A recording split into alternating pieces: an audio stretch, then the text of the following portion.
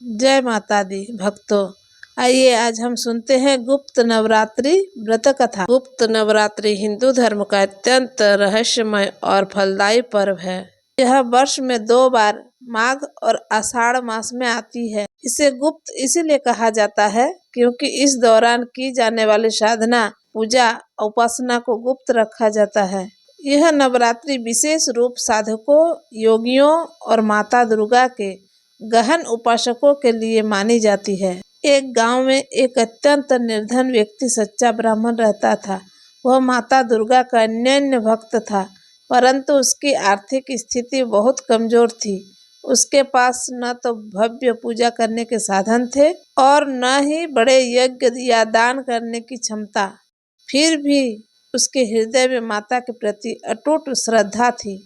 एक दिन गांव में एक सिद्ध महात्मा आए। ब्राह्मण ने उनसे अपनी दुख भरी स्थिति बताई। महात्मा ने उसे गुप्त नवरात्रि व्रत का महत्व समझाते हुए कहा, वत्स, यदि तुम सच्चे मन से गुप्त नवरात्रि का व्रत करोगे और बिना किसी दिखावे के माता की साधना करोगे तो माता अवश्य प्रसन्न होंगी।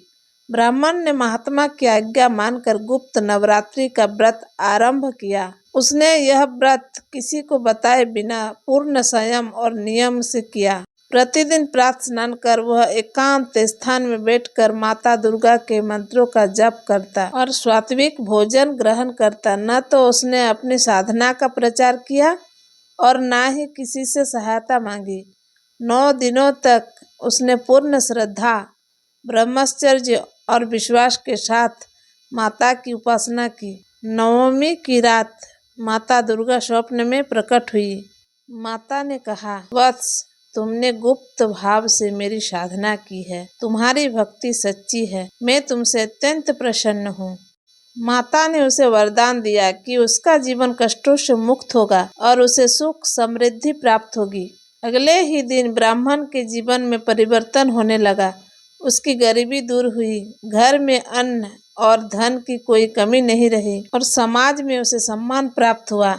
इस कथा से यह शिक्षा मिलती है कि गुप्त नवरात्रि में दिखावा नहीं बल्कि सच्ची श्रद्धा और नियम का पालन ही सबसे बड़ा तप है। जो भक्त मन, वचन और कर्म से माता की गुप्त साधना करता है उसकी सभी मनोकामनाएं पूर्ण होती है। इसी कारण गुप्त नवरात्रि को शक्ति, सिद्धि और आत्मिक उन्नति का पर्व माना जाता है।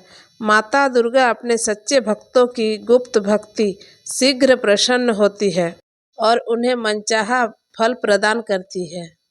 सिद्ध पुरुष इस समय विशेष साधनाएं करते हैं।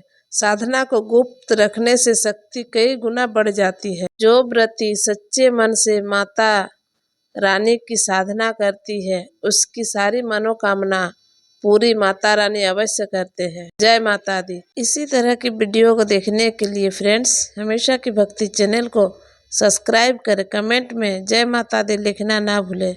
तो मिलते हैं फ्रेंड्स अगले वीडियो में। नमस्कार।